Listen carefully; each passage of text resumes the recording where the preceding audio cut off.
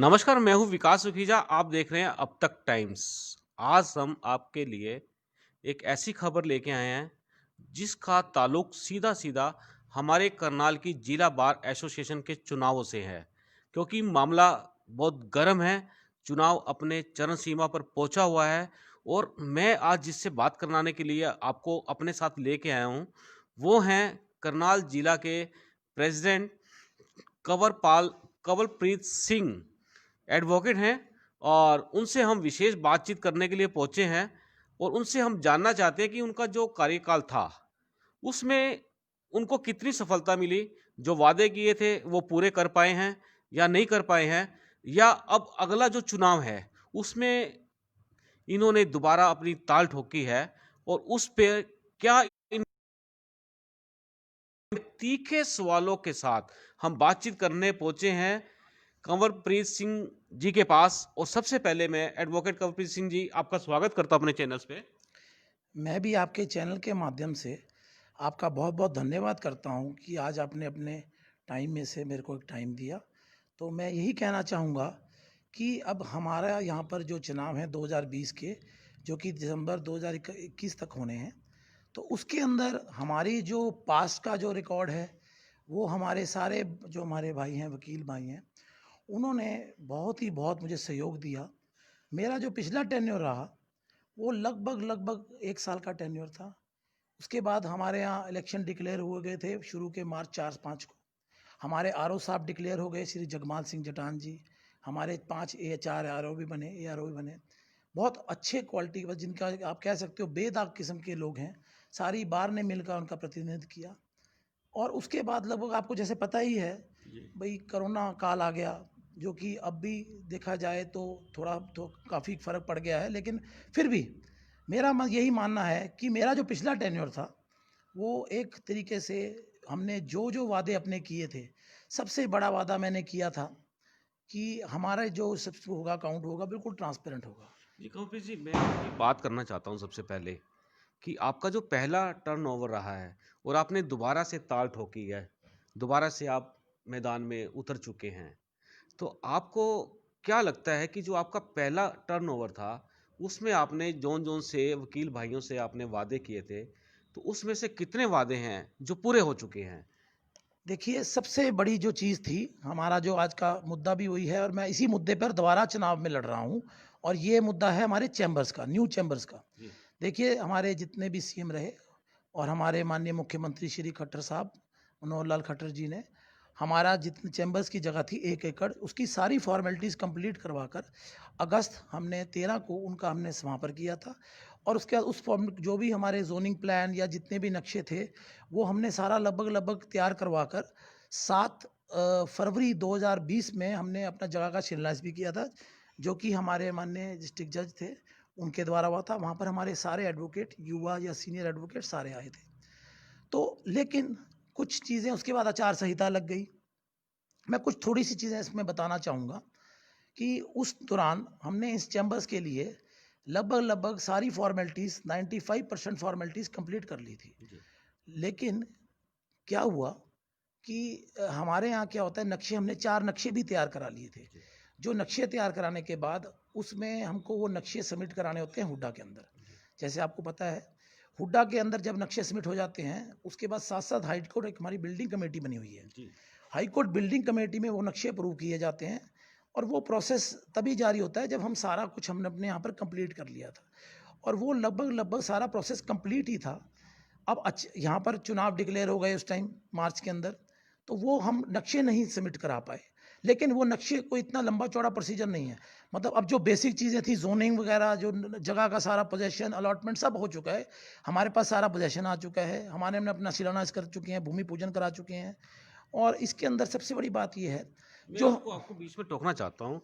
भाटिया जी, जो चैम्बर्स की बात कर रहे हैं आप, इस चैम्बर्स के अंदर आपके ऊपर एक एलिगेशन लग रहे थे, सरकार के पास से चैम्बर्स के लिए पैसे आए थे, 30 लाख रुपए के लगभग।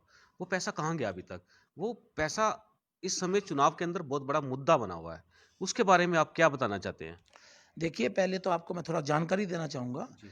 इन चैम्बरों के लिए हमारे को अब तक कोई भी ग्रांट नहीं दी गई। जी। हमारे को सीएम साहब द्वारा हमारी बार के लिए 21 लाख रुपए की ग्रांट दी गई थी, जी। जो कि 21 लाख की अगर आप देखें, आप आके एक बार नज़र मारें, वो ग्रांट आपको नज़र आएगी। हमने उस काम के अंदर क्या किया था, हमने अपनी लाइब्रेरी सारी हाईटेक करी। आप देखिए बिल्कुल आपको चैम्बर सारे फेसलिफ्ट हुए। हमने नए ट्यूबवेल लगवाए। हमने उसके अंदर जो बार थी हमारी जो एंट्री होती है अब उसके अंदर लाइब्रेरी के अंदर that is by thumb impression. ये पूरे हरियाणा में सिर्फ एक पानीपत की पहल थी और हमारे बार के पास है। और अगर हम देखे जाए तो हमने अपना जितना रेनोवेशन का वर्क था, अब हमारे जो लॉन्स हैं दोनों तरफ, उसमें पैसेज में बारिशों में सारा पानी इकट्ठा हो जाता था। वो हमने सारा कंप्लीट कराया। और कुछ चीज़ें जैसे पहले पेंडिंग पड़ी थी, उसमें एक शेड्स थे जैसे ऊपर लगने थे, ग्रीन शेड वगैरह, वो हमने अपने टेन्योर के अंदर वो सरकार की मदद से और हमारे लंदन हाई कोर्ट और सेशन जज ने हमारा वो कंप्लीट करवा के दिया, जो पिछले 1.5-2 साल से लगभग पेंडिंग था। दूसरी बात, एक 30 लाख की जिसके लिए बात हो रही है, 30 लाख की एक ग्रांट जो कि बीडीओ के पास हमारी लगभग हम सीएम साहब को जाके अगस्त में मिले थे। 2019 में पास करके उसका हमने उनको सर्टिफिकेट भी दे दिया और उसने हमारे को बड़ा बढ़िया दिया कि आपने ये पैसा एक-एक पैसे का हिसाब दिया कि हमने किया। मैंने अपने हाउस में भी दिया साहब। नहीं तो आज तक जो हुआ हमने अपने उस 21 लाख का एक-एक रुपए का हिसाब दिया, वो कैसे खर्चे गए, कहाँ खर्चे गए। और सारी बार ने, मैं सबसे पहले अपनी बार का भी धन्यवाद करूँगा, जिनके सहयोग से ये चीज़ें ऐसा होता है कि ये सारी चीज़ें होती है बिना बार के मेंबर्स के। आई एम नोबडी, मैं कोई भी अपनी बार के लिए काम करना चाहता हूँ, करना चाह रहा हूँ और करता रहूँगा। उन्होंने सारे एडवोकेट्स ने मेरे को इसका पूरा भरपूर सहयोग दिया, पूरे साल मेरे साथ कंधे से कंधा मिला के खड़े रहे। और इसके एवज़ में सीएम साहब ने हमारे को कुछ चीज़ें हमारे को दी, जिसमें 21 लाख दी और एक हमारे को ग्लास लिफ्ट की डिमांड थी। उसके लिए उन्होंने 30 लाख रुपए, लगभग 25 लाख ग्राफ्ट लिफ्ट के और 5 लाख रुपए एसीज़ के दिए थे। और साथ में एक सोलर, लेकिन सोलर की सिस्टम जो हमारा लगना था इलेक्ट्रिक वाला, उसमें कुछ टेक्निकल प्रॉब्लम्स थी, क्योंकि हमारी बार का कुछ छोटा-सी प्रॉब्लम है। वो बिजली बोर्ड की बिना सॉल्व करे हम लोग आगे नहीं मूव कर सकते थे। तो वो मैटर आज भी उसके लिए पेंडिंग है और वो फाइल जो भी है हमारी जहाँ पर हमने सबमिट करानी थी, क्योंकि जब तक वो मैटर पहले वाला सॉल्व नहीं होगा तो हम नहीं कर सकते। लेकिन आप लोगों के माध्यम से मैं ये खुशखबरी देना चाहूँगा कि वो 30 लाख रुपए की ग्रांट एज़ इट इज़ आ चुकी है और पेंडिंग जब भी हम चाहेंगे, क्योंकि देखिए आचार संहिता है। आज बोलने वाले ये कहते हैं कुछ नहीं हुआ, ये वही व्यक्ति हैं भाई जिन्होंने मेरे को अप्रैल 3 को ये कह दिया था कि आपका टेन्योर खत्म हो चुका है, आप इसमें कोई वर्क नहीं कर सकते। लेकिन हमने उस टेन्योर को भी जैसे तैसे करके, हमारे अपने आरओ साहब थे, बढ़िया थे, हमारी इलेक्शन टीम थी, हमारे सारे मेंबर्स बार के, इसमें मैं चाहे हमारे एक्स प्रेसिडेंट रहे हूँ, निर्मल स्टोंडी जी थे, हमारे क्या कहते हैं एक्स चांदबीर जी थे, हमारे डोडा थे, हमारे मतलब जितने भी हमारे एक्स प्रेसिडेंट हैं या हमारे सीनियर मेंबर रहे हैं बार के, सानी साहब, जो भी हमारे सीनियर मेंबर हैं, सतपाल चोपड़ा, उन सब ने, इवन राठौर साहब थे हमारे, राजकुमार चौहान भी थे, इन्होंने सबने मदद की। लेकिन कुछ कारणवश कोरोना काल में आपने देखा कि वो पैसे नहीं आए, तो उसकी वजह से बाद में मैं मेरी टीम इलेक्शन जो हमारे मैं इलेक्टेड टीम थी, हमारे सेक्रेटरी, वाइस प्रधान, मेरे जो ट्रेजरर, हम जाके अगस्त में जाके सीएम साहब को मिले। हमने रिटर्न में दिया जी हमारे को ये 2 चीज़ें, एक आपकी जो अपने 30 जो पैसे लिफ्ट्स के और एसी के आने थे और सोलर सिस्टम का। सोलर सिस्टम का उन्होंने हमको उसी टाइम, हमारे एक्सीएन साहब थे, उन्होंने समझा दिया स्वाग साहब ने कि इसमें ये टेक्निकल प्रॉब्लम है और ये टेक्निकल प्रॉब्लम आप जब तक सॉल्व नहीं करोगे, हम इसमें फाइल आपकी आगे कहीं जाएगी नहीं। तो चलो वो भी हमने हमारे अपने एमपी साहब से बात करी इस बारे में, वो उन्होंने हमारे को पूरा प्रशासन दिया कि मैं जब भी लूँगा टाइम दूँगा। अब वो 30 लाख रुपए एक तरीके से आचार संहिता लगने की वजह से मैं उसका यूज़ नहीं, क्योंकि अगस्त में जाके मिले, वो सितंबर में हमारे उसमें आए, सितंबर में बीडीओ साहब से मिले। मुझे कुछ कारणवश मेरी देखिए कोरोना हो गया, अब सरकार के प्रोटोकॉल्स हैं, 17-18 दिन तक हम लोग नहीं कुछ कर सके क्योंकि I have to stay in my room. तो उसमें बिना प्रेसिडेंट के कंसेंट के या मतलब हमारे ऑफिस बियर्स के लिए वो पैसे कहीं गए नहीं, और पैसे हमारे पास ही है। आप चाहे तो बीडीओ ऑफिस से कंफर्म कर सकते हैं, एसडीएम ऑफिस, जो नया प्रधान आएगा उसको इस तरीके से, कोई भी प्रधान आए, मैं हूं या कोई और है, वो हमारे को सीएम साहब की तरफ से सौगात है और वो यूज होगी। कोई भी प्रधान होगा उसको यूज करना पड़ेगा और जिस पर्पज के लिए आया है। भाटी जी, एक प्रश्न मेरा ये भी उठता है कि कोरोना काल की बात चल रही है, जो हमारी हरियाणा और पंजाब की है, उन्होंने कामों पे बड़ा असर पड़ा है, उनको एक राहत राशि दी जाएगी। तो मैं जानना चाहता हूँ करनाल के, जिनके लिए आपने इस बारे में कदम उठाया हो, और हमारे पास जो जानकारी है अधिकतर वकील है वो वंचित रह गए हैं, इस उनका कैसे वो होगा, क्योंकि ये बहुत बड़ी महामारी के अंदर वकीलों पर भी बहुत बड़ा प्रभाव पड़ा है, बहुत बुरा प्रभाव पड़ा है इसका। देखिए, मैं आपकी बात से सहमत हूँ कि इस कोरोना काल में सबसे ज़्यादा जो वंचित या अफेक्ट हुआ हमारे वकील, यंग वकील खास करके। और इस बारे में हमने पहले हुए अपने सीएम की हेल्प की जाए, क्योंकि देखिए फंड्स बहुत लिमिटेड होते हैं। आपको जैसे पता है 4-5 महीने तक हमारी बार के पास कोई सोर्स ऑफ इनकम नहीं था जब से कोरोना लगा। हमने लेकिन हमारी जो पिछली पॉलिसी रही, मैं अब ज़्यादा नहीं बोलता, उस पॉलिसीज़ के कारण हमने अपने स्टाफ को कोई कमी नहीं करी। हमारा स्टाफ एज इट इज़ रहा। हमारा 17-18 बंदों का स्टाफ है। हमने सबको सैलरी दी अपने उन्हीं फंड्स में से। ये देखिए, आप खुद सोचिए, हमारी कोई इनकम नहीं थी, हमारे पास कोई पैसा नहीं से था, लेकिन जो पुराने हमारे पैसे थे या कुछ अपने एडवोकेट थे, सबने हमारे को जितने भी सबने सहयोग किया। अब उसके अंदर बार काउंसिल की तरफ से जो ग्रांट आई वो मुझे नहीं, क्योंकि मेरा उससे कोई ताल्लुक वास्ता नहीं रहता। वो आप बार काउंसिल मेंबर से आप बातचीत करिए। हमारे 2-2 मेंबर हैं यहाँ से। लेकिन जो मुझे सुनने में आया वो मेरे ख्याल से वो तो जिसका जिसका जहाँ मेंबर्स का संबंध था उसी को दी गई शायद। लेकिन आम वकील को उनकी तरफ से कोई मदद नहीं की गई। देखिए, हमारे वकीलों को सिर्फ इस टाइम राइट नाउ हमने अपने सेशन जज को भी, हाई कोर्ट में भी हमने बोला, अपने बार काउंसिल जो चेयरमैन थे करण जी से भी हमने ये बात करी कि देखिए सर, हमारे को तो एक है कि हमारे जितनी जल्दी से, जब सारा सब खुल चुका है, तहसील खुली हुई है, सब कुछ खुला हुआ है, तो हमारे कोर्ट्स खुलवाइए। वो हमारे रंग थोड़े लाए, लेकिन अब देखिए, मैं अभी पीछे लगभग 10 दिन पहले सेशन जज साहब से मिला था, इलेक्शन डिक्लेयर होने से पहले। तो मैंने उनको ये बोला था, जी आप एक काम कीजिए, सारी कोर्ट्स खोल दीजिए। आस्ते आस्ते अभी तक काम हमारा काफ़ी हद तक, क्योंकि देखिए एविडेंस और आर्गूमेंट्स होते हैं, जब तक क्लाइंट मौके नहीं आएगा, क्योंकि उनकी एंट्री तो बैन है। तो हम यही चाहते थे कि सारे, जैसे जैसे हमारा काम खुलेगा, जज सारे बैठेंगे तो काम बढ़ेगा, क्लाइंट्स आने शुरू होंगे। तो मेरा तो यही मानना है कि हमारे जो भी हमारे से बन पड़ा, मैंने अपनी अपनी तरफ से या और सीनियर वकीलों ने, बाकी वकीलों ने मदद करने की कोशिश करी, लेकिन वो इतनी पर्याप्त नहीं है कि हम उनकी मदद कर सकें। तो क्योंकि अब देखिए लगभग 30-40% वकील जो उनसे थे अपने गाँव घरों में चले गए, जहाँ-जहाँ थे। तो उसमें फेस तो करनी पड़ी। उसमें कहीं न कहीं मैं बार काउंसिल को भी कहना चाहूँगा, अपील करना चाहूँगा, उन पे जो भी फंड्स हैं, सारी बार्स में, हरियाणा, पंजाब में जितनी बार्स हैं, उनकी सब बारों में थोड़ी-थोड़ी आप लोग ग्रांट भेजिए। क्योंकि क्या होता है, वकील जो है वो आप लोगों से ज़्यादा हमारे बार से टच होता है। तो उनको अगर होगा, तो हम लोगों को पता है, हमारे यहाँ एक वेलफेयर कमेटी बनती है या कोई भी इंडिपेंडेंट कमेटी हमारा हाउस बना दे, 3-4-5 बंदों की, वो अपने आप 5,000 10,000 जो भी हेल्प है, मॉनेटरी हेल्प है, वो अपने आप उनके हाथ से हो। उसमें किसी प्रधान का, कोई भी प्रधान का कोई लेना देना हो। अपने बंदर बांट नहीं होनी चाहिए इसके अंदर। जो वकील आए उसको लगता है 10-15 लाख 20 लाख रुपए अगर ये ग्रांट सारी बारों में दें, क्योंकि इनके पास अच्छा पैसा पड़ा है और ये लोग एफर्ट्स भी करते हैं, इसमें कोई शक नहीं। बार काउंसिल हमेशा हमारे लिए तत्पर रही है, लेकिन थोड़ी सी इसके अंदर उनसे चूक हुई है। उन्होंने अगर थोड़ा सा दबाव जल्दी बनाते तो शायद कोर्ट्स खुल चुकी होती अब तक। इसमें बड़े जी, जो मुझे लगता है लगभग 80% हमारे जो वकील भाई हैं उन पर बहुत बुरा प्रभाव पड़ा है, उनका काम बड़ा प्रभावित हुआ है। आज उनको पैसे के लिए बड़ी प्रॉब्लम्स क्रिएट हो गई हैं। तो कहीं न कहीं लगता है कि आपकी बात से, आपने कहा कि बार काउंसिल के जो मेंबर हैं उन्होंने एफर्ट्स किए हैं।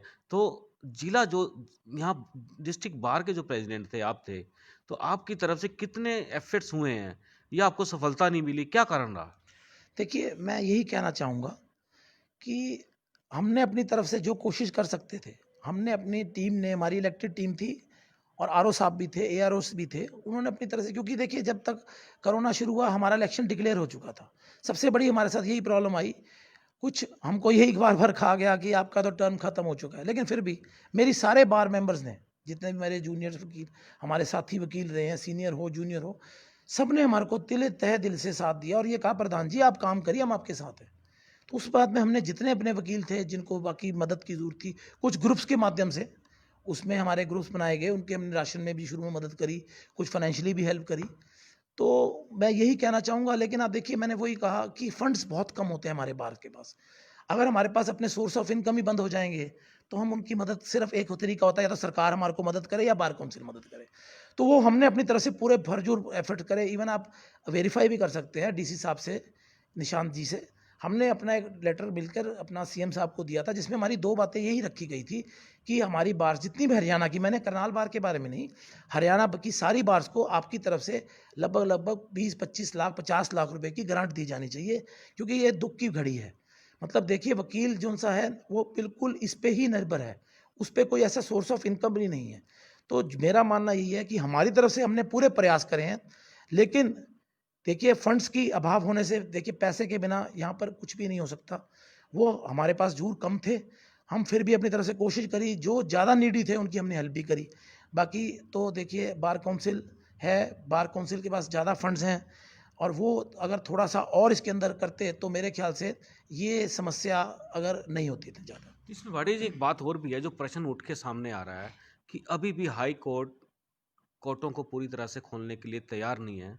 हमारे पास जानकारी है कि जब तक डब्ल्यूएचओ की तरफ से कोई इंस्ट्रक्शंस जारी नहीं होती, तब तक ये खोलेंगे नहीं। अगर मान लो इसी में 3-4 महीने और लगे, तो वकील भाइयों को बहुत बड़ी मुसीबत का सामना करना पड़ सकता है। तो इसके लिए क्या ऐसा हो सकता है कि आप हरियाणा सरकार से मदद माँगे? देखिए मैंने फिर आपसे वही बात कर रहा हूँ कि मैंने तो सीएम साहब को एक ज्ञापन भी दिया था कि सारे हरियाणा की बार्स को आप फाइनेंशियल एड दीजिए। और अगर आप और इसमें मैं ये भी कहूँगा कि हमारे को बार काउंसिल को भी एड की ज़रूरत है। ये नहीं कि सिर्फ़ हरियाणा की करनाल बार्स को, इवन बार काउंसिल को भी एड दीजिए। क्योंकि देखिए दे आर आवर पेरेंट बार। मैं उनकी रिस्पेक्ट करते हैं और हम उनके डिसीज़न को ही मान के चलते हैं हमेशा। तो मेरा यही मानना है कि हम सीएम साहब से गुज़ारिश भी करना चाहूँगा और अगर सारे हम एडवोकेट्स इकट्ठे हों, तो अपने देखिए हाई कोर्ट के अंदर बार काउंसिल बड़ी इफ़ेक्टिव है, हाई कोर्ट बॉडी बड़ी इफ़ेक्टिव है। जी। अगर वो लोग अगर प्रयास करें सही तरीके से, तो मुझे उम्मीद है कि हम चीफ जस्टिस पे दबाव बना सकते हैं और ये जल्दी से जल्दी कोर्ट खुल भी सकते हैं। इतनी लंबी चौड़ा इशू नहीं है। अगर थोड़ा-सा इसको प्रयास किया जाए, वहाँ पर थोड़ा-सा दबाव बनाया जाए, तो ये कोर्ट खुल जाएँगी। भाटिया जी बात करें, वकीलों का मामला तो था ही। अब वकीलों से जुड़ी मामले की बात है कि जो हमारी डिस्ट्रिक्ट बार है, वहाँ चैम्बर्स हैं, इतने चैम्बर्स बने हुए हैं, वहाँ की साफ सफाई की जो व्यवस्था है, एक मेरा प्रश्न तो ये है कि वो पूर्ण तरह से कामयाबी क्यों नहीं मिल पा रही साफ सफाई के अंदर, नंबर एक। नंबर दो, मेरा प्रश्न ये है कि जो चैम्बर्स की बैक साइड है, वहाँ इलेक्ट्रिसिटी डिपार्टमेंट की तरफ से ऐसे मीटरों की एक बहुत लंबी लाइन, जाल बिछाया हुआ है और वहाँ कभी भी कोई भी बड़ा हादसा हो सकता है और हमारे यहाँ के वकीलों ने इस मुद्दे को उठाया है। तो ये जो 2 समस्या हैं, ये वाली जो गंभीर समस्या है, तो इसके बारे में क्या कदम उठाए गए हैं? देखिए, सबसे पहले तो मैं बताना चाहूँगा आपके चैनल के माध्यम से। अब अगर आप जाके देखेंगे, हमारे टाइम पे हमने जो सफाई कर्मचारी पीछे चल रहे थे, उनको बदला था। अभी हमने अगस्त के अंदर हमने 2 एम्प्लॉयी द्वारा से अपनी बार के अंदर उनको जॉइन कराया। उसमें से 1 एम्प्लॉयी जो था स्पेशली एक सफाई के लिए ही था। जी। अब यहाँ पर प्रॉब्लम क्या आती है, थोड़ा-सा प्रॉब्लम ये हो जाती है कि हमारे यहाँ बाथरूम जो से हैं, हम कोशिश करते हैं कि वहाँ पर उनको एक-एक आदमी को वहाँ खड़ा करें। लेकिन फुटफॉल इतना ज़्यादा होता है, तो हम फिर भी कोशिश करते हैं कि हमारे एम्प्लॉइज़ जो हैं वो जाके खुद चेक करें, मैं खुद भी चेक करता हूँ, हमने एक टीम भी बनाई हुई है। हमारे बलदेव राणा जी थे जो कंटेस्टेंट भी हैं, जी। उन्होंने भी अपनी तरफ से देखिए क्योंकि उनके टाइम में भी अच्छा सफाई था। लेकिन हमने अपनी तरफ से बहुत प्रयास करे हैं और आज आप देखें हमने सारे पूरे अगर आप देखेंगे ज़रा घूम के देखें, डस्टबिन्स लगाए, जो कि सीएम ग्रांट के अंदर आए थे। हमने ग्रांट के पैसा जो यूज़ किया, आप सा आज से पहले कभी डस्टबिन नहीं थे। हमने सारे उसमें डस्टबिन्स लगाए, 25 के करीब तो डस्टबिन नहीं लगे शेड्स के अंदर, चैम्बर्स में। उसके बाद हमने जो कचरा हमारा जाता था, वो एक प्रॉब्लम आ रही थी कचरे की सबसे बड़ी। वो कचरे के लिए हमने स्पेशल एक रेडी लगवाई, भई नई रेडी भी, ताकि थोड़ा-सा प्रॉब्लम बाकी फिर भी जो भी सुधार होंगे एनी टाइम हम फिर भी हमने कोशिश ज़रूर करी है कि चैम्बर के जो रख-रखाव का काम एक कमेटी के तौर पर किया जाए। उसका काम इंडिपेंडेंट हो। हमारे को तो सिर्फ़ वो ये रिपोर्ट करे कि प्रधान जी इसमें ये कमी है और ये आगे इसको हम कोशिश करेंगे कि इसको और बढ़िया करें। और देखिए हमारे टाइम में जो कोरोना के अंदर हमने इसमें 4 से 5 बार इस बिल्डिंग का पूरा प्रॉपर से सैनिटेशन भी करवाया था। तो दूसरा मुद्दा ये है जो आप बिजली वाला मुद्दा बता रहे हैं। जी। जैसे कि आपने मैं आपके माध्यम से ये बताना चाहूँगा, आपने जो कवरेज करी थी, वो आपने एक तरफ ही कवरेज करी थी, जी। जहाँ पर मीटर्स आप वो हमने एक वो जो मैं आपको बताना चाहता हूँ कि अब तक टाइम्स के ऊपर हमने एक वीडियो वायरल किया था जो हमारे को करनाल बार से मिला था जिसमें बहुत सारे मीटर्स लगे हुए हैं और उसमें कभी भी कोई भी हादसा हो सकता था। ये नहीं मालूम कि कौन सा मीटर किसका है, कौन सी तार किसकी है, बहुत बड़ा जाल है। ये वीडियो हमें वहीं से प्रोवाइड कराया गया था और इसके बारे में इलेक्ट्रिसिटी बोर्ड से बात हुई है, हमारे पास जानकारी थी पूरी की पूरी। लेकिन पक्ष की बात है, तो ये पक्ष आ गया सामने, तो हम चाहते हैं कि आपने इस पे वीडियो वायरल होने के बाद क्या किया? देखिए, मैंने फिर वही कहा आपको कि वीडियो वायरल होने से पहले भी मैं आपको थोड़ा-सा बता देता हूँ। जी। आपने एक तरफ का वीडियो दिखाया था, क्योंकि ठीक है जो आपके पास आया, तो एक्चुअल में मैं भी इसको प्रैक्टिकली बता रहा हूँ, इट वाज ट्रू, कोई जी, गलत बात नहीं है, जी, जो सच्चाई है सच्चाई है। एक्चुअली क्या था, जब कोरोना से पहले जो हमारे पास फंड्स आए हुए थे, सीएम साहब वाले ही फंड थे, जी, हमने वहाँ पर, आप दूसरी तरफ जाएंगे, आप जाके एक बार दोबारा से, आप कल जाके एक बार दोबारा से वीडियोग्राफी करें वहाँ कर, जी, उस तरफ सारे जो जितने भी हमारे जो मीटर्स हैं वो प्रॉपर सिस्टमैटिक लगे हुए हैं। जी, उसका कारण क्या था जी, उस तरफ जो से हैं, एक तो वहाँ पर इनग्रेस आउटग्रेस का प्रॉपर सिस्टम था। जी, अब यहाँ पर जो है ये हमारे शेड्स बने हुए हैं। कुछ हमारा भी थोड़ी सी गलती है इसमें, कि जो तारों का जाल है, मैंने तो अपनी तरफ से एक बस बार्स है जो कि बिजली बोर्ड के सहयोग से कुछ लगा ली, क्योंकि वो पैसे हमने ही खर्चने थे, हमारा फंड था। मैंने आते ही पहले क्या काम किया था जी, बिजली का अकाउंट अलग से मेंटेन कर दिया था। जी, भाई कोई भी प्रॉब्लम आएगी, हमें पता था कि ये चीज़ें हैं, तो हमने वो बस बार्स बनवाए थे उस तरफ, हमने सारी बिल्डिंग के लिए बनवाए थे। लेकिन कुछ क्या होता है जी, इस तरफ जो मीटर ज़्यादा थे और उस तरफ थोड़े से कम है, फ़र्क ज़्यादा नहीं है, तो लाइट सारी हमको बंद करनी पड़ती थी। जी, बार बार हम अफोर्ड नहीं कर सकते थे कि लाइट बंद करें जाए, दो चार चार, दो दो, तीन के, क्योंकि ये सारा प्रोसेस बिजली बोर्ड के द्वारा था, जी, हमारे हाथ में नहीं है। हमारे हाथ में तो इसको सिस्टमेटिक करना है। अब आप देखेंगे तो वो बस बार एज इट इज़, ये जब तक प्रोसेस शुरू हुआ, सारा प्रोसेस कंप्लीट होने में लगभग दो दो तीन तीन महीने लगे। अब जब तक ये प्रोसेस इस तरफ वाला शुरू होना था, ये कोरोना का काल आ गया। कोरोना काल में वाकई सच्चाई की बात है कि हम कोई काम नहीं कर पाए, नहीं तो ये तो हमारे पास पैसा 1-1.25 लाख हमारे खातों में पड़ा हुआ है। और ये मेरी आपसे आज आपके चैनल के माध्यम से एश्योरेंस है कि जी, तो ये मुद्दा आपको 1 महीने के अंदर-अंदर, 2 महीने खत्म हो जाएगा, क्योंकि वो तार सारी एज़ इट इज़ जैसे पिछली तरफ करी गई हैं, वैसे इस तरफ कर दी जाएँगी। जी, और आप अब भी देखेंगे वो मीटर जो से लगे हैं, क्योंकि बिजली बोर्ड वालों ने इस टाइम हमारा ये था, आचार संहिता थी। हम लोग इतना ज़्यादा, क्योंकि पैसे का मिसयूज़ कर रहे हैं हमारे ऊपर, नहीं तो आ जाना था। तो हमने इस बार हमने उनको ये बोला कि ऐसा जी, आप जैसे भी है, जिस टाइम भी हमारे नए प्रधान या मैं चुन के आता हूँ, क्योंकि आई वाज़ अ कंटेस्टेंट, तो मेरे को वही सिस्टम जैसा पीछे है, क्योंकि उसमें आप देखेंगे प्रॉपर बस बार का, जी, क्योंकि मीटर्स तो ऐसा है, देखिए अब चैम्बर्स हैं, यहाँ पर शेड्स हैं, इनके मीटर एज इट इज़, मैंने इनको रिक्वेस्ट भी करी थी, रिटर्न में दरखास्त भी दे रखी है, चाहे तो आप कंफर्म करिए कि ये मीटर सारे हमारी दीवार पे आ जाए बाहर की तरफ, जी, क्योंकि हमें भी पता है। अब आप देखेंगे, मैंने फायर एक्सटिंग्विशर दोनों जगह रखे हुए हैं, और हमने जहाँ पर पहले क्या था जी, ओपन स्पेस थी, हमने उसको बंद कर दिया, ताकि अगर कोई ऐसा हादसा, वैसे तो होता नहीं है इस पूरे मेरे टेन्योर के अंदर, एक एक भी उसको छोड़ के एक सिर्फ लगी, वो भी लेकिन हम उस टाइम सांस, नहीं तो पिछले जब भी आज से 4-5 साल, 7 साल, 10 साल से चलता रहा, तो हर गर्मियों के अंदर बहुत प्रॉब्लम आ जाती थी, यहाँ बहुत आग लगती थी। लेकिन उसकी वजह से, क्योंकि देखिए हमने उसका प्रॉपर एक बंदे को, हमारे इलेक्ट्रिशियन को, एक एक्सपर्ट को, उसको कहा, आपका काम यही है कि आपने इसको प्रॉपरली यूटिलाइज करके इसको तैयार रखना है, ताकि कोई हादसा ना हुआ। तो मैं यही कहता हूँ, आप इसके चैनल से दोबारा से शुरू देता हूँ, आपका वो भी कहूँगा कि आपके माध्यम से जो आपने ये मुद्दा उठाया, ये मुद्दा आपको 2 महीने, 1 महीने का अगर मैं बनता हूँ, तो 1 महीने में सब खत्म हो जाएँगी, तार हमारा प्रॉपर बस बार्स के अंदर सेट हो जाएँगी। जी, उसके लिए 1.25 लाख हमारे खाते में पड़े हैं। जी, ये बहुत बड़ा अपडेट है कि जो वीडियो हमारे चैनल से वायरल हुआ है, हमने किया, उसके ऊपर 1 महीने के अंदर उस समस्या का समाधान हो जाएगा। मैं बात करना चाहता हूँ भाटिया जी आपसे कि हमारी करनाल बार के अंदर महिला एडवोकेट्स भी बहुत हैं। आपने शौचालय का बताया कि शौचालय बढ़िया मेंटेन कर रहे हैं, लेकिन मैं आपको बताना चाहता हूँ कि महिला वाले जो शौचालय हैं, वहाँ प्रॉब्लम्स हैं, जेंट्स वाले में भी हैं, दरवाजे टूटे हुए हैं, पानी पूरा नहीं आता वहाँ पे प्रॉपर, और सफाई व्यवस्था भी पूरी नहीं है। तो ये कहाँ चूक हुई? देखिए, मैंने आपको वही बताया कि अब थोड़ा-सा कोरोना काल में, क्योंकि जैसे स्टाफ, मतलब जो सफाई कर्मचारी भी थे, वो भी नहीं आए। जी, तो बाकी जो दरवाजे हैं, वो तो लगभग आप एक बार जाके आप खुद सर्वे कीजिए, दरवाजे तो बिल्कुल हमने पीछे ही दिसंबर में प्रॉपर ठीक कर दिए थे सारे। इवन जो हमारे लेडीज़ टॉयलेट्स हैं, उनको आप देखिए, इवन जो हमारे बार ऑफिस के अंदर लेडी टॉयलेट है, उसको, क्योंकि मैक्सिमम लेडीज़ वहाँ पर, हमारा उनका बारूम है, लेडीज़ का बारूम ने मेंटेन किया। उनके टॉयलेट्स जाके अगर देखेंगे, बहुत बढ़िया तरीके से हमने, क्योंकि हमारी लेडीज़ एडवोकेट, देखिए मेरी वाइफ भी एडवोकेट है, और उनकी एक सबसे बड़ी समस्या उन्होंने मुझे ही बताई थी कि प्रधान वकील साहब, क्योंकि जो लेडीज़ आई सारी, उन्होंने मेरे को कहा, उसमें मैडम है, हमारी अनीता मैडम है, पारुल है, सरिता सैनी है, जी, मेरी इवन जॉइंट सेक्रेटरी थी, जी, उन्होंने भी एफर्ट्स करके वो हमने बाथरूम को प्रॉपर रेनोवेट करवाया, क्योंकि मैक्सिमम लेडी एडवोकेट्स थी। वहाँ पर आकर हमने उनको कहा, भाई आप इस बाथरूम को आके प्रॉपरली आप चेक कीजिए और अपने हिसाब से बनवाइए। तो उन्होंने पूरा उसको मानते हुए कहा, जी प्रधान जी, आपने इस जो काम को हमारे लिए करा के दिया है, हम उसके लिए रियली थैंकफुल हैं, और मैं उनका भी आभार प्रकट करता हूँ। उन्होंने मुझे जो बताया, मैंने उस हिसाब से किया। बाकी जहाँ थोड़ा चैम्बरों के अंदर देखिए फुटफॉल है, बहुत ज़्यादा फुटफॉल है। हमारे पास बाथरूम थोड़े हैं, हम चाहते हैं कि बाथरूम थोड़े और बने, क्योंकि जब तक क्या होगा क्वांटिटी नहीं होगी तो क्वालिटी भी मेंटेन नहीं कर पाते। तो वो क्वांटिटी हमारे पास थोड़ी है, मतलब जो बाथरूम हमारे को कम से कम नहीं, हमारे को 10 5-7 बाथरूम्स की और रिक्वायरमेंट है। अब जो शेड्स में हमने बाथरूम देखेंगे, आप जाके एक बार नज़र मारें, शेड्स वाले बाथरूम को हमने दोबारा मेंटेन करने की कोशिश करी और उसमें हमने नए बाथरूम लगवाए।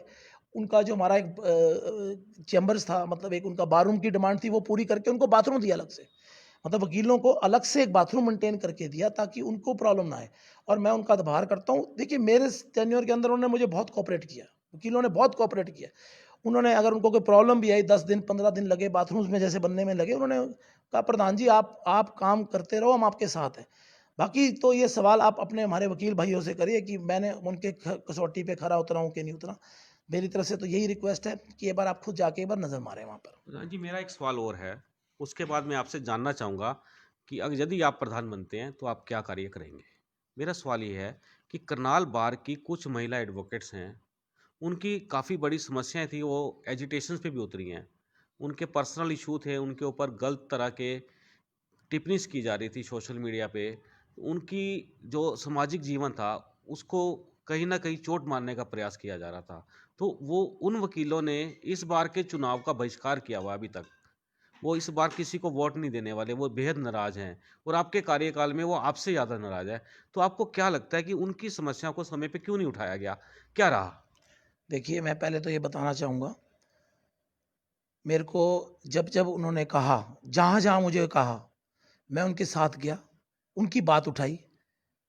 मैं किसी लेडी एडवोकेट के ऊपर कटाक्ष नहीं करना चाहूँगा, ना ही मैं कुछ कमेंट करना चाहूँगा। जी, ये मैटर हमारी बार का मैटर है। जी, देखिए, उनकी जो समस्या थी, आप डीएसपी वीरेंद्र सैनी भी रहे हैं, जी, हमारे पिछले एसएसपीज़ हैं, उनसे आप क्लियर वेरीफ़ाई कर सकते हैं कि प्रधान जी ने इसके ऊपर क्या दबाव बनाया, और उसके अंदर एक मैटर को तो मैंने ख़त्म भी करवाया। जी, एक लेडी एडवोकेट का मैटर था, उसको ख़त्म करवाया पर्सनली जाकर। जी, जी, देखिए, फिर भी मैं इस बारे में कोई ज़्यादा कमेंट्स नहीं करूँगा। देखिए, उनकी मर्ज़ी है, ये बैलेट है, बैलेट का उपयोग करना चाहिए सबको। इसमें नाराज़गी है तो मेरे से नाराज़गी है, मेरे से अगर कोई भी मेरे से गलती हुई है, मैं फिर भी यही कोशिश करूँगा कि इसको सुधारूँगा। मैंने अपनी अपनी बार की गरिमा को सबसे ऊपर रखा है, जी, और मैंने यही चाहा है कि भई सभी को एक नज़र में तोला है, मैंने कभी कोई डिफरेंशिएट नहीं करा। चाहे उसने मेरे को कभी सपोर्ट किया, क्या नहीं किया। तो मेरी आपसे यही बात है, इस मद्दे में मैं इस बारे में कोई भी ज़्यादा कमेंट नहीं करूँगा। आप उन 2 मुद्दों को लेकर, मतलब जो लेडी एडवोकेट हैं, उन एडवोकेट का एक मुद्दा हमने ख़त्म भी करवाया, जी, और जो हमारी दूसरी एडवोकेट है मैडम, लेडी मैडम है, बहुत एक्टिव है, मैं उनकी प्रशंसा भी करता हूँ सब जगह। जी, मैं कहा she is very active lady. जी, बट देखिए कुछ सर्कमस्टांसेस ऐसे थे, अब डीएसपी वीरेंद्र सैनी जी ने मेरे को बोला प्रधान जी इसके अंदर थोड़ा टाइम लगता है, थोड़ा you have to give us time. मैंने उनको बोला देखिए ऐसा है, आप इनको सेटिस्फाई करिए, मेरे को सेटिस्फाई नहीं करना बिल्कुल, आपने, बिल्कुल यू हैव ठीक टू बात है। Satisfy them. जी, जी, वो कहते जी डोंट वरी, हम उनको सेटिस्फाई करेंगे। उसके बाद उन्होंने मेरे से कभी ज़्यादा, एक बार मुझे कहा जी आप, मैं कहा देखिए, मैंने कहा जी आज आप अगर हमारे प्लेटफॉर्म के थ्रू चलेंगे तो we will be with you, जी, लेकिन अगर आप अपने, मतलब आपका उनका एक अलग से सिस्टम है। देखिए, तो मैं इस बारे में फिर वही बात है, ज़्यादा कमेंट नहीं बोलूँगा। She is very good, she knows about her right, और वो लड़ रही हैं और हम उनके हमेशा साथ रहे हैं और साथ रहेंगे। जी। बड़े जी, मैं अब आपसे ये जानना चाहता हूँ, मैं आपसे ये जानना चाहता हूँ कि आपकी अगली रणनीति क्या है? आप वकीलों के हित में क्या करना चाहते हैं? ये जानना चाहता हूँ और इसके बाद एक क्वेश्चन मैं और करूँगा और उसके बाद हम अपनी बातचीत को यहीं समाप्त करेंगे। देखिए, सबसे पहले मैं यही कहना चाहूँगा, मैं यंग एडवोकेट्स की ने मुझे मेरे पे भरोसा जताया था। जब मैं इस बार के अंदर प्रधान बना, सबसे बड़ी मुश्किल मुझे सामना जो करना पड़ा कि नए वकील काउंसिल में जो एनरोलमेंट करके आते थे, वो वहाँ पर लगभग 20,000 रुपए खर्च करके आते थे, और हमारी बार की जो फ़ीस थी, एनरोलमेंट फ़ीस, वो भी 5,000 रुपए थी। 5,000 रुपये। तो अब मैंने पहला, सबसे पहले मेरी जो हमारी इलेक्शन टीम, जो हमारी जो इलेक्टेड टीम थी, हमने यही फैसला लिया कि नहीं, ये चीज़ गलत है। हमने 2,500 रुपए हमने वो करे, और देखिए ईमानदारी के साथ हमने वो रिकवरी भी, हमने जब हमारे जो रहा, हमने बढ़िया रिकवरी करी और सबने दिए। चाहे वो मेरे घर का बंदा था, चाहे हमारे कोई प्रधान पुराने थे, सबने कोऑपरेट किया, और वो इतना बढ़िया ट्रेंड चला कि सारे ने मुझे अप्रिशिएट किया। प्रधान जी, इवन मेरे को बार काउंसिल चेयरमैन बोले कि आपने इतना डेयरिंग स्टेप लिया, इनकम तो हमारे पास यही होती है जी, कि आपने अपनी इनकम सीधी आधी कर दी। मैं कहा सर देखिए, एक वकील आदमी जब नया आता है, बहुत एक्सपेक्टेशन होती है उसकी। जी, तो सबसे बड़ा हमारे को, हमने क्या लेना इनके साथ? दूसरी बात, मैंने सारे एडवोकेट्स के लिए, जितने मेरे एडवोकेट भाई हैं, पहले बार रूम में सिस्टम कुछ और था, अब हमने क्या करा, चाय कॉफ़ी की मशीन लगाई। जो भाई आता है, हमने अपने स्टाफ को भी कह रखा है, सबको कह रखा है, भाई सबको आपने, ये एटलीस्ट हमारा इनका राइट है, क्योंकि देखिए उनके सहयोग से, उनका पैसा है, उनके ऊपर यूज़ होना चाहिए। हमारे लिए क्या मतलब, हम तो बैठे हैं पर। तो मेरी ये सबसे बड़ा मुद्दा ये है कि अब जो चैम्बर हैं, नए चैम्बरों के अंदर मेरा जो वो है कि एक कमेटी जो कि उन नए जिन्होंने पढ़ाई किया उनमें से ही बने, मैक्सिमम एम्प्लॉय जो बार हो वही हो, लगभग जो कॉस्टिंग है वो 3 लाख से ऊपर नहीं आने वाली चैम्बर्स की। हाँ, 350, मेरे पास सारा ब्लूप्रिंट तैयार है, 350 चैम्बर की हमारे को लगभग हमारे पास तैयार है, और 3 लाख रुपए की कॉस्टिंग की जो मेरा रफ सा आइडिया है, 3 लाख से ऊपर नहीं जाएगी। और हम अगर इसमें एफर्ट्स करें तो उसके अंदर सारे जितने प्रैक्टिसिंग वकील हैं, क्योंकि देखिए हाई कोर्ट की जो पॉलिसी है वो लगभग 2 की है, और हो सकता है कि जैसे जैसे अगर चैम्बर बढ़ेंगे, क्योंकि लगभग 780 बंदों के हमारे पास आए हुए हैं।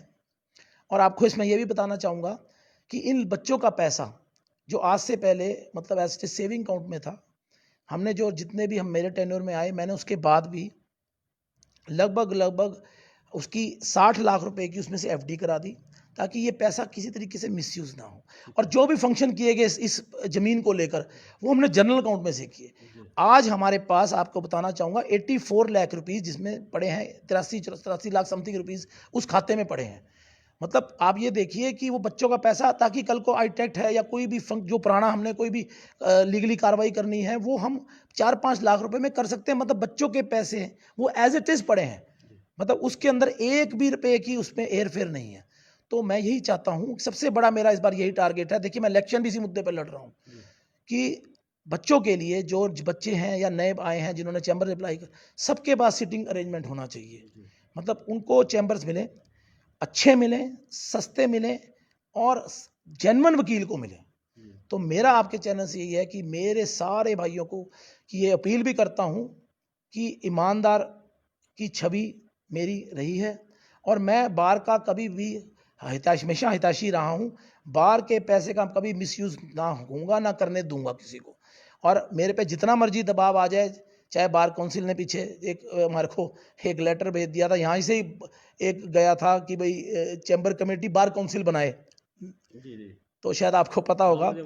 तो वो हमने उसके ऊपर पूरा, हमारे आरओ साहब का, मेरी इलेक्शन टीम, जो मेरे इलेक्टेड बॉडी है, सेक्रेटरी वाइस, सब ने, सारे एडवोकेट्स, इसमें ये मैं किसी का पर्टिकुलर नहीं है, बार करनाल बार डट के खड़ी हुई और उसका सामना किया। और उनको मजबूरन, नहीं तो अगर हम ना करते तो आज हमारे पैसे की कमेटी भी बार काउंसिल डिसाइड करके भेजती कि भाई आप लोग डिसाइड करोगे। तो मेरा तो सारी बार से हाथ जोड़ के धन्यवाद करता हूँ, इन्होंने इस मुद्दे पे मेरा साथ दिया। मैं आगे भी अगर इलेक्ट होके आता हूँ तो मेरी तरफ से भरपूर प्रयास रहेगा कि चैम्बर की जो कीमत आज मैं आपके सामने कर रहा हूँ, उस कीमत को एस्केलेट ना किया जाए, नीचे ही लेके आया जाए। तो चैम्बर्स आप लोगों को, सब प्रैक्टिसिंग एडवोकेट्स को मिलेंगे, और जल्दी ही मेरे को उम्मीद है कि वही बात है, क्योंकि अगर हाई कोर्ट बिल्डिंग कमेटी हमारे को बुला के करा देती है, क्योंकि वही सिर्फ एक प्रोसेस है, इसके अलावा और कोई प्रोसेस नहीं है। और मेरी पिछले जो हमारे जस्टिस बिल्डिंग कमेटी के थे, उनसे बात भी हुई थी, उन्होंने कहा देखिए हमारी अभी कोई मीटिंग नहीं हो रही है, 7 महीने से बिल्डिंग कमेटी की कोई मीटिंग नहीं हुई है चैम्बर्स को लेकर, नए चैम्बर जैसी हो गई, लेकिन अब वो रिटायर हो चुके हैं। लेकिन देखिए बिना, वो जिस दिन हो गई, हमारा काम लगभग, मैं चाहता हूं कि मेरा जो नेक्स्ट टेन्योर है टू द न्यू चैम्बर्स। जी, मेरा अंतिम सवाल ये है कि चुनाव है और माहौल गर्म है, आप 3 कैंडिडेट हो, मैं तीनों के नाम बताना चाहूँगा कि एक तो कंवरप्रीत सिंह भाटिया जी, वो खुद दोबारा चुनाव में उतरे हैं, नंबर 1। नंबर 2 बताना चाहता हूँ राहुल बाली, जो पंजाबी प्लस ब्राह्मण भी हैं, और आप कंवरप्रीत सिंह जी, आप पंजाबी प्लस सिख भी हैं। और इसके अलावा एक कैंडिडेट हैं बलदेव राणा जी, वो खड़े हैं। तो अब ये जो समीकरण बन चुके हैं, जो मैं कहना चाहता हूँ कि राजनीतिक में जो जातिगत समीकरण बने हैं, तो उसमें क्या वर्चस्व रहने वाला है कि बलदेव राणा के साथ कितने लोग जा सकते हैं। और अगर ब्राह्मण की बात करें तो राहुल बाली ब्राह्मण प्लस पंजाबी ब्राह्मण हो गए, और इधर से आप हो गए। तो आपको क्या लगता है कि ये जो चुनाव है कौन से एंगल पे घूम रहा है? देखिए, जो मुझे लगता है वो आज की डेट में हमारी बात वध कहीं नहीं है। मैं आपको बताना चाहता हूँ, 2002-3 के अंदर पहले हमारा एक ग्रुप बना था, उसके अंदर आप देखेंगे उसमें जाट भी थे, सरदार भी थे, पंजाबी भी थे, ब्राह्मण भी थे, रोड बरादरी से भी थे, अदर कास्ट से भी थे, सब मतलब अगर देखना चाहेंगे तो उसमें, और वही आज ग्रुप, मैं उस ग्रुप का, मेरे को उन्होंने अपना चांस दिया, मैं उनका एक सेवक हूँ, अपनी बार का सेवक हूँ। मेरी सारी बार ने, पिछली बार राजपूत कम्युनिटी ने, सबने, राजपूत, जाट, रोड थे, अदर कम्युनिटीज थी, ब्राह्मण थे, पंजाबी थे, मैं किसका नाम, सारों ने मतलब मेरे को भरपूर सहयोग दिया। मेरा पूरा टेन्योर अगर आप देखेंगे, मेरे को पूरा सहयोग मिला। यहाँ पर ऐसा है, देखिए हर एक कैंडिडेट का अपना सिस्टम है। वो पता नहीं क्या, कोई कहता है जी मैं पंजाबी हूँ, मैं कोई हूँ, मैं ये इससे चीज़ों से ऊपर उठा हुआ हूँ। मैं ये मान के चलता नहीं हूँ, हमारी जाति सिर्फ वकील है। हमारी जाति, ना मेरी जाति सरदार है, ना मेरी जाति पंजाबी है। मेरी जाति सिर्फ मेरा भाई वकील भाई है। जो मेरे से बनेगा मैं वकीलों के लिए करूँगा। जो इस मुद्दे को लेकर चलेगा कि मैं जाति का कैंडिडेट हूँ, हमारी बार ने पहले भी पटकनी दी है, वो हमेशा पटकनी दे के चलेंगे। पाटिल जी, एक आपका निक नेम है, वो जानना चाहता हूँ, उससे आप बड़े फेमस हैं। देखिए, ये एक मजाक का इशू है। मेरा एक मित्र था पंजाब यूनिवर्सिटी चंडीगढ़ के अंदर, बड़ा मित्र है वो, आज कनाडा के अंदर इज अ लॉ फर्म में वाइस प्रेसिडेंट है। उसने ऐसी चलते चलते बात हुआ, भाई आप करनाल से हो, मैं आपको यही बताना चाह रहा हूँ। तो चलते चलते हम लोग बैठे थे कहीं पर, ये अपने हॉस्टल नंबर 4 के अंदर। तो उसने कहा, और भाई कैनी बीर की हाल है। मैं कहा भी मेरा नाम तो कवर है। वो कह रहा, नहीं भाई आज तो तू करनाल, के फॉर करनाल एंड के फॉर कैनी। तो वो नाम ऐसा पड़ा, इवन मेरे को सारे कवर के नाम से कम और कैनी के नाम से ज़्यादा जानते हैं। तो मेरे को प्यार से सारे वकील, मेरे को बड़ा अच्छा लगता है। कोई मेरे को, सारे जो मेरे दोस्त मुझे कैनी के नाम से कहते हैं, मुझे कोई फर्क नहीं पड़ता, आई लव इट। तो ये नाम वहाँ से निकला, वो नाम आज तक मेरे साथ चलता आ रहा है। तो मैं सबसे यही गुजारिश करूँगा, भाई कैनी बोला करो, मज़ा आता है। अपनापन लगता है। जी कैनी जी, मैं आपका बहुत बहुत धन्यवाद करता हूँ, आपने हमारे चैनल्स पे बात की है। धन्यवाद, मैं आपका धन्यवाद करूंगा कि आपने, चैनल ने मेरे को अपना इतना कीमती वक्त दिया है। और मैं अपने चैनल के माध्यम से अपील करना चाहूँगा अपने सारे वकील भाइयों को, आपने मुझे बहुत प्यार दिया है। पिछले, मुझे पता भी नहीं लगा मेरा टेन्योर कैसे निकला। मैं दोबारा से वही भाईचारा सारे वकील भाइयों को साथ लेके चलूँगा। मेरे को ज़्यादा तो नहीं बोलना चाहिए, बाकी आप लोगों को सब पता है कि यहाँ पर क्या हो रहा है। मैं आप बार एसोसिएशन करनाल का प्रतिनिधि हूँ, बार काउंसिल का प्रतिनिधि नहीं हूँ। जो भी होगा मेरे से बार एसोसिएशन के लिए करूँगा। हम बार काउंसिल को भी लेके चलेंगे साथ। और बार काउंसिल, मेरा फिर से गुजारिश है कि मेरे को आपका प्यार चाहिए, आप मुझे वोट सपोर्ट इलेक्ट करिए। मैं उम्मीद करता हूँ कि मैं हमेशा जैसे आपके पुराना कर्म आपके उस पर खरा उतरा हूँ, अब भी खरा उतरूँगा। एक धन्यवाद। प्रश्न रह गया था, वो मैंने नोट किया हुआ था, तो जाते जाते वो जरूर मैं पूछ लेता हूँ। ये बार काउंसिल और जिला बार का आपस में क्या मामला चल रहा है, ये मुद्दा क्या है, इसमें क्या चर्चा चल रही है? देखिए, यानी जी आप मैं नहीं बोलना चाहता था, मगर आपने पूछ लिया। देखिए पता क्या है, पिछली बार भी हमारे जो इलेक्शन थे, वो उन्होंने वहाँ से नोटिफिकेशन भेजा कि ऑनलाइन कराए जाएं। जी सारी बार से, इवन करनाल की नहीं, हरियाणा की, पूरी हरियाणा पंजाब में बड़ा रौला डाला।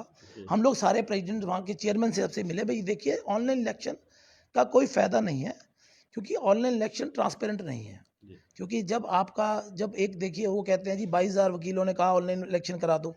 मैंने 28,000 में से, हमारे लगभग 85,000 के करीब वकील हैं पूरे हरियाणा पंजाब में। अगर 6,000 वकील ये ऑनलाइन कह रहे हैं, और हमारी जब मीटिंग बुलाई गई हाउस की इस मुद्दे के ऊपर, तो मेरे ख्याल से सिर्फ 3 या 4 एडवोकेट, मतलब जो भी, वो भी अगर बोलने वाले तो सिर्फ 1 या 2 थे। बाली साहब ने उसको सपोर्ट किया था ऑनलाइन इलेक्शन को। तो मगर हमारी जो बार का बिल्कुल क्लियर मैंडेट था, 10 ओरेटर में से 8 बंदों ने यही बोला कि भाई नहीं, ऑनलाइन इलेक्शन नहीं होना चाहिए। आप इलेक्शन चाहे फिजिकल कराओ, चाहे आज करा लो। जब सारे बड़ौदा में इलेक्शन होने वाला है, तो उसमें क्या प्रॉब्लम है आपको? इसमें क्या प्रॉब्लम अब भाई इसमें फिजिकल होगा, कम से कम एक ट्रांसपेरेंसी रहती है, एक पारदर्शिता रहती है। हर वोटर को भी पता लगता है कि भाई मेरा जो वोट है वो कहाँ गया। तो मेरा यही था। अब क्या हुआ जी, अब ये हुआ है कि यहाँ पर जो मुद्दा बन चुका है कि बार एसोसिएशन के कैंडिडेट्स और बार काउंसिल का कैंडिडेट, जी वो मैं ज़्यादा इस पे नहीं बोलूँगा। मेरे मान्यवर दोनों मेरे सीनियर हैं, मेरे चाहते हैं दोनों बार काउंसिल मेंबर। मैं उनसे भी गुजारिश करूँगा कि इलेक्शन हमारी बार का है, हमारे भाइयों का है, तो आप मेरी भी मदद कीजिए। मैंने आप लोगों का हमेशा रिस्पेक्ट करी है, और मैं आगे भी करता रहूँगा।